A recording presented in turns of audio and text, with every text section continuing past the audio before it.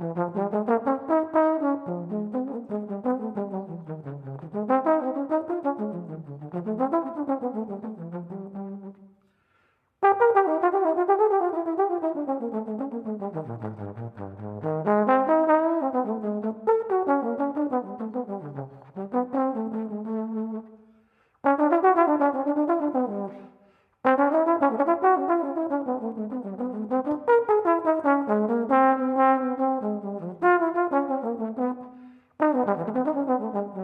a world where trombone players and musicians want to know the answers to burning questions, top trombone players, even me, are here with Paul the Trombonist Nowell to answer your burning questions.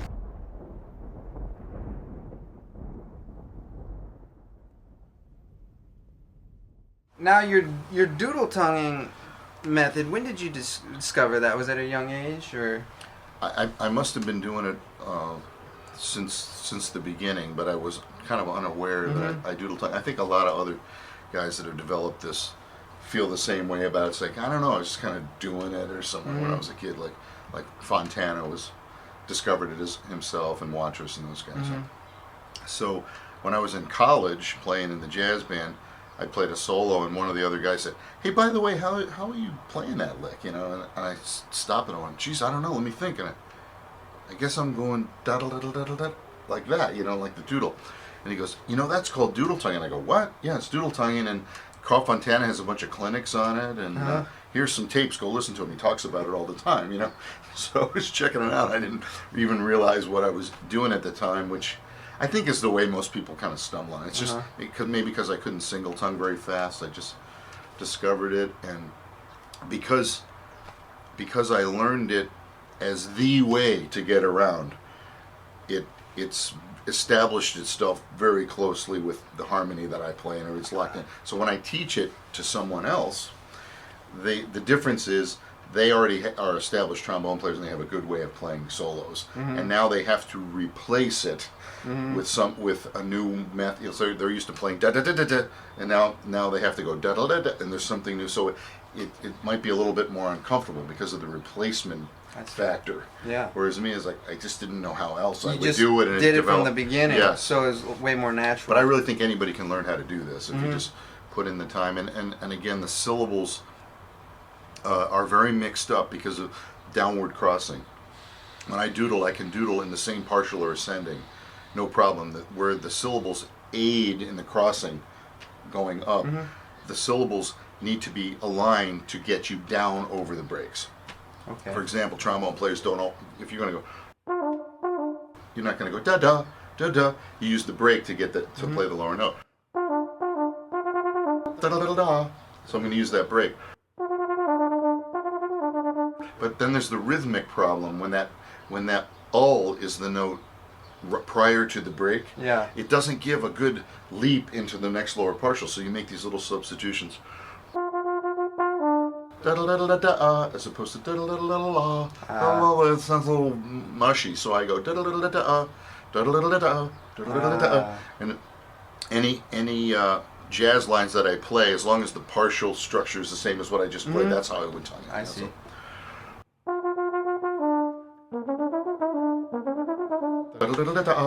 As opposed to da-da-da-da-da-la. It'll sound mushier.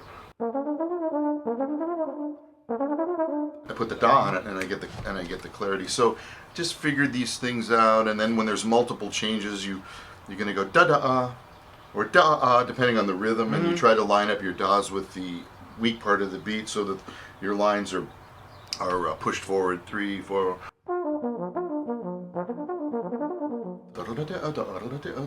So upward playing, very simple. Right? Downward playing, wait a minute, where's the break? What syllable comes before it? How do I line it up? So now what's happened is every piece of harmony that you practice, and you should do this as soon as possible, you start lining up your syllables to those exact scales. So if you gave me sight reading right now and said, here's sight reading, I don't know how to line up my syllables. I see. But on my own material, it just comes out by itself, because it's like piano players do the same thing all the time. What finger am I playing the B flat with? Muscle memory. And then the line goes up here and comes back down. Now they're playing that B flat with a different finger. How did they do it?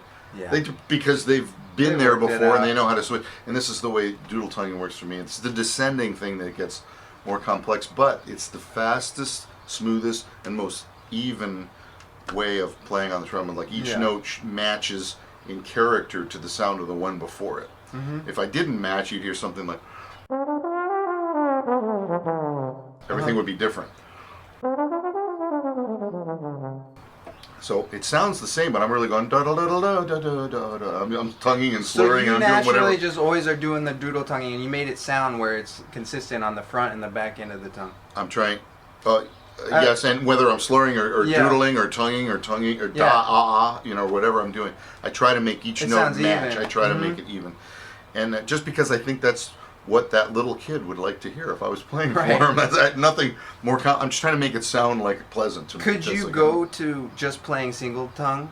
Sure, it crosses over all the time, because I could single tongue a lot of lines and there's a crossover point. I'm curious to hear what that would sound like if you're just single tonguing some lines. Just this. You just improvise whatever. Just not. Obviously, it wouldn't be very fast, right? Right.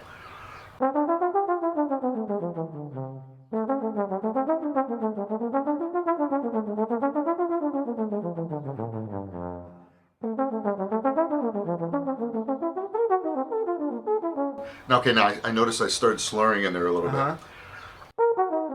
I started doing my thing again, but I did single for most of that. But I can tell that your articulation, you've been able to match your doodle with your single. So it sounds just like... You want to make it the same. Yeah. So I teach my students, when I do this, I want them to single tongue, and when I do this, I want them to doodle tongue. So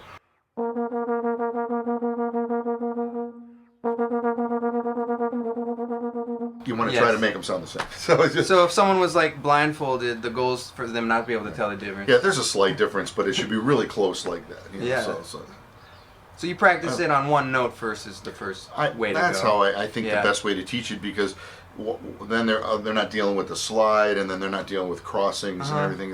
Let's just the way I've always taught, and I learned a lot of this from my teachers, is to focus in on the smallest element of the problem and work on that. Like isolate what the trouble is. If the kid's having trouble slurring these 4 notes, well, let's just work on these 2. Let's do what you can do and work on that, and then expand out. So that's what I do with the doodling. It's like, let's just see what it sounds like if you're just moving your tongue on one note. And then we'll try crossing up over a partial. And then we'll try maybe moving the slide a little bit. You just keep adding one more thing and trying to isolate each problem.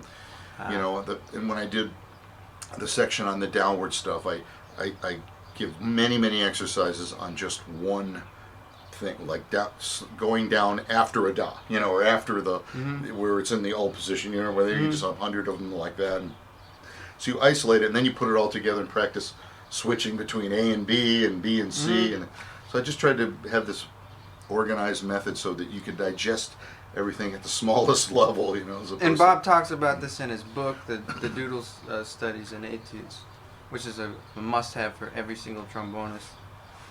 You want to hold it up? Sure. Yeah. Yeah, this I believe I finished this in 1995. After I was out on the road for a while, I came back to town and I was like, I'm not working that much. What should I do? Oh, okay. They were talking to me about doing this doodle studies thing, and I set out to write a 10-page pamphlet on the subject. And it turned out to be like an Orban's book, because I couldn't figure it out how to make it that short. I didn't know how to do it. So that's great. So it's still selling, and it seems to be Very helping cool. helping a lot of guys out. And you also have a couple other ones, the Jazz Etudes book. I saw some videos that sound amazing on those. Oh, thanks. I did a book of more difficult jazz etudes with CD accompaniment called Jazz Etudes and Duets. There's a couple of duets in here. Is that for what instrument combination? I have it for all instrument combinations. Oh, wow, great. I have it for C, first of all, bass clef, C, treble clef C, treble clef B flat, like trumpet and tenor sax, E flat, alto sax. Oh, cool. I have it for F horn. Although I need to have a horn player demonstrate this for me sometime, because French horn players are always looking for something jazzier to play, And That'd be cool. if they do the slower tempos, because there's 3 tempos on each one of these, I think it could be really fun to play on a That's French fun. horn. So I have F horn. Those are too. fun. And then this is one I haven't seen yet. This is the latest one, Technical Studies. This is a book that has a whole section on doodle tonguing that breaks it down in a slightly different way that's in the book, but it shows each of the subjects that you have to approach in doodle tonguing. But it also has all the warm-ups and tonguing studies and slurs and things and things on the hand position I was talking about. Yeah. How to practice that wonderful. way. When to slur, when to tongue, how to get better attacks, how to improve your sound and lower register. A lot of these were shared with me, Very good. with my teachers, but there's a lot of original stuff in here too. It's That's called something Technical that Studies. everyone should have. Wonderful. Oh, thanks, Paul. Hey everybody, Paul here. Thanks so much for watching Bone Masters. Thank you, Bob. Bob's one of the greatest. We're really lucky to have him here. You're going to want to check out his books. You're just going to want to do it. That's going to want to be in your library for literature because it's just a must-have. Also, he has some CDs or albums out that are just awesome. You're going to want to get those. I want to thank all the Patreons here for helping making these videos possible. Without them, it wouldn't be possible. Thank you, Patreons. To become a member, you just go to patreon.com/PaulTheTrombonist. Other big news. My debut album came out. We charted. 26th best-selling jazz album. 34th best-selling electronic album in the first week on the Amazon charts.